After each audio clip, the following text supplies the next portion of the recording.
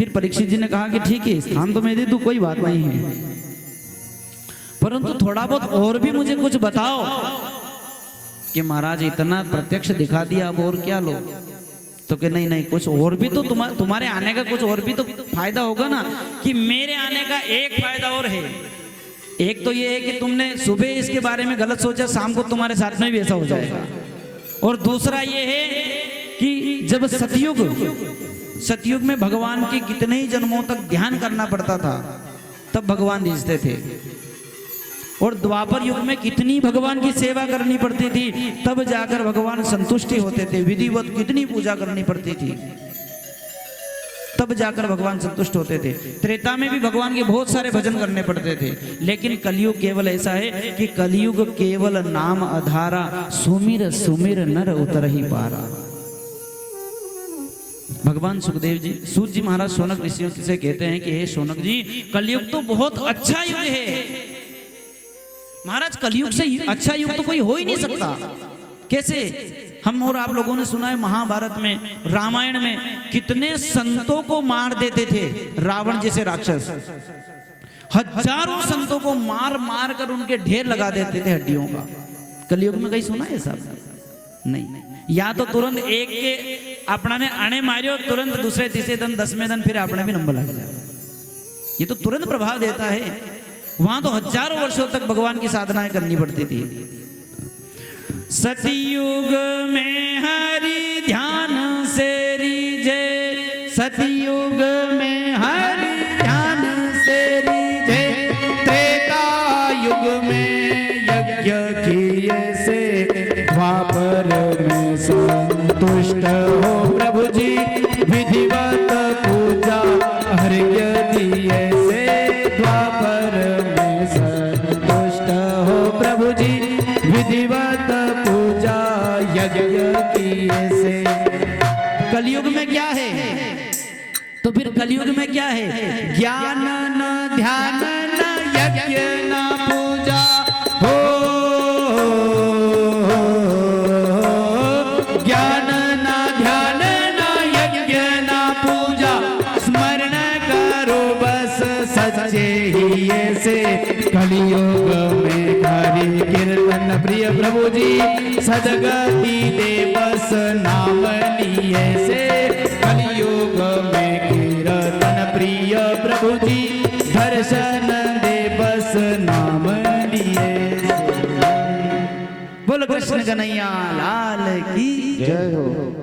कलयुग की इतनी सारी बातें सुनी महाराज, परीक्षित जी तो प्रसन्न हो गए। अरे तुम तो बहुत अच्छे युग हो, तुम तो बहुत अच्छा काम कर रहे हो, कोई बात नहीं, प्रवेश कर जाओ।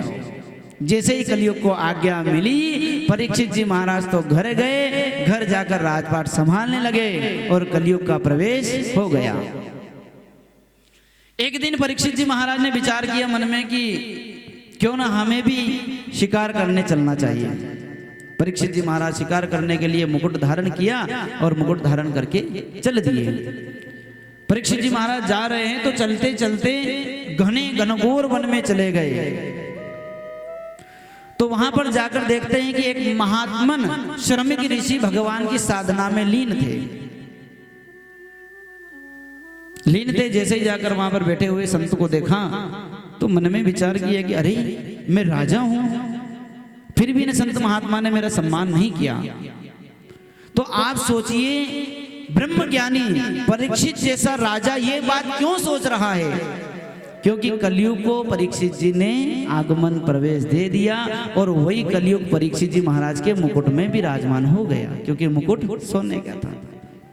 फिर इसमें विडंबना वाली स्थिति आती है कि जब आप कह रहे हो कि धातुनामस्मि कांचनम, भगवान श्रीमन नारायण स्वयं कह रहे हैं, तो भगवान जब सोने के भीतर हैं और ये भी तुम कह रहे हो कि पाप के सोने में कलयुग का वास होता है, तो क्या परीक्षित जी के पास जो मुकुट था वो पाप का था क्या?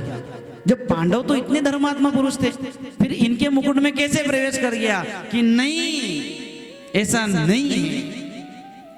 इसके लिए फिर से पीछे जाना पड़ेगा कि परीक्षित जी ने जब शिकार खेलने के लिए घर से निकले तो अपने मुकुट जो भंडार रहते जिनमें शस्त्र रखे हुए रहते थे, ये राजा महाराजा क्या करते, किसी राजा को हरा कर जब आते थे तो उसको मुकुट लाके अपने कक्ष में रख देते थे शोभा बढ़ाने के लिए। तो परीक्षित जी ने देखा एक मुकुट बहुत ही सुंदर चमक रहा था। वो मुकुट किसका था? वो मुकुट जरासंध का था, और जरासंध महापापी था। इसलिए परीक्षित जी महाराज ने विचार किया कि अपना मुकुट तो रोज फेर रहा, आज इतने भारी मुकुट को भी तो पहन के देखें जिसने भगवान श्री कृष्ण को भी कई बार हरा दिया।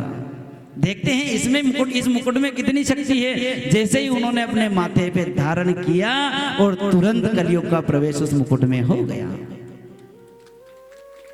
कलयुग का प्रवेश जैसे ही हुआ तो परीक्षित जी महाराज के मन में अहंकार आ गया। अरे ये ऋषि, ये मुनि मुझे देखकर उठा नहीं। अब संत महात्मा तो अपने ध्यान में मग्न थे। परीक्षित ने कहा, अरे संत सुनिए, मुझे प्यास लगी हुई है, मुझे पानी की आवश्यकता है, आप मुझे पानी पिलाइए। परंतु महात्मा तो भगवान की भक्ति रस में डूबे हुए थे महाराज। परीक्षित को बहुत क्रोध आया, और क्रोध में भरकर परीक्षित ने 3-4 बार जब आवाज लगाई, जब महात्मा ने नहीं सुना तो परीक्षित ने अपने पास में देखा, वहां पर एक मरा हुआ सांप पड़ा था। उसी सांप को उठाकर परीक्षित जी ने महात्मा जी के गले में डाल दिया। जब अहंकार बुद्धि पर छाता है तो पहले विवेक मर जाता है। जब कलयुग माथे पर विराजमान होता है ना, तो उन्हें ये नहीं देखता है कि कौन संत है, कौन महात्मा है, कौन ब्राह्मण है। उनको इस चीज से कोई मतलब नहीं होता। उन्हें सिर्फ यही मतलब है कि इसने मेरा सम्मान क्यों नहीं किया। मुझे सिर्फ एक ही चीज दिखाई दे रही है, क्योंकि कलयुग माथे पर विराजमान है। जब ये बात गले में महाराज के सांप डाल दिया और परीक्षित जी तो चले गए अपने घर पर। घर पे जाके जैसे ही परीक्षित जी ने मुकुट उतारा और परीक्षित जी को एकदम याद आया, ओहो ये मैंने क्या कर दिया।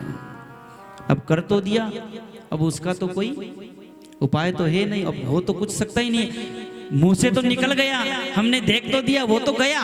अब तो आगे की सोचो। ये सोच ही रहे थे कि वहां पर छोटे छोटे ऋषियों के जो शिष्य थे, उन्होंने आकर देखा कि श्रमिक ऋषि के गले में सांप पड़ा हुआ है। जैसे ही मरा हुआ सांप देखा तो आसपास के ऋषियों के बच्चों से पूछा, ये सांप किसने डाला? तब बच्चों ने कहा, एक राजन आए थे और उन्होंने इनके गले में सांप डाल दिया।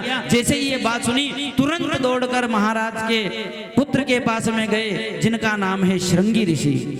महाराज श्रृंगी ऋषि स्नान कर रहे थे। स्नान कर रहे थे, जैसे ही जाकर कहा कि हे महाराज, आपके पिताजी के गले में एक राजा आए थे जिन्होंने क्रोध से भरकर मरा हुआ सांप डाल दिया। जैसे ही पुत्र ने यह बात सुनी, अरे मेरे पिता के, मेरे निरपराध पिता के क्या अपराध था उनका? और अपराध भी यदि है तो ब्राह्मण के गले में, तपस्या और साधना भगवान का नाम लेने वाले ब्राह्मण के गले में यदि कोई मरा हुआ सांप डाल दे, उसे इस पृथ्वी पर जीवित रहने का कोई अधिकार नहीं।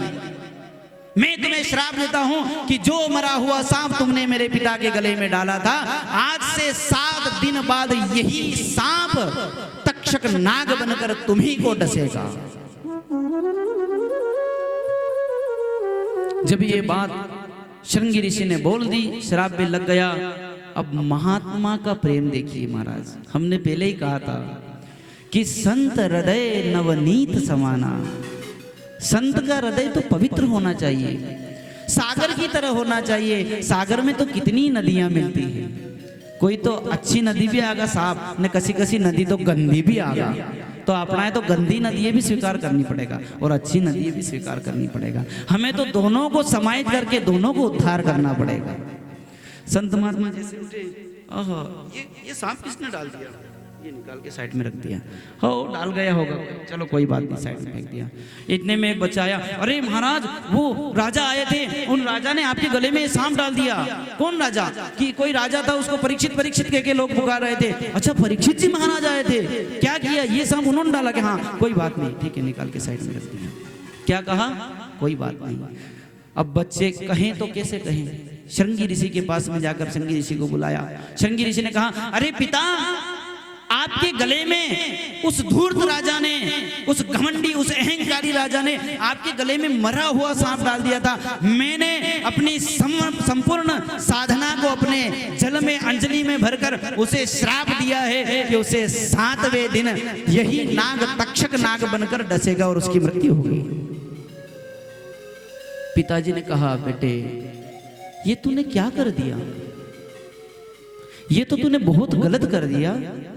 अरे मेरे लाल, तुझे इस बात को याद रखनी चाहिए कि ये जो सामने हमारे खड़े हुए हैं, जो राजा हमारी रक्षा कर रहे हैं, ये जो क्षत्रिय है, इन्हीं क्षत्रियों की वजह से आज हम ब्राह्मण जीवित हैं और इन्हीं क्षत्रियों की वजह से हम ब्राह्मण पूजा पाठ का काम कर रहे हैं महाराज। नहीं तो इस संसार में ऐसे ऐसे आतताई भी पड़े हैं जिन्होंने ब्राह्मणों को बीच से चीर डाला।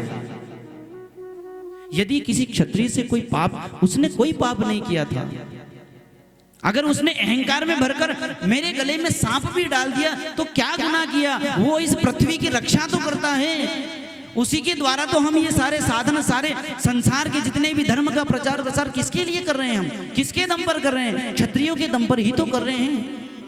एक छोटी सी गलती से तुमने एक इतने बड़े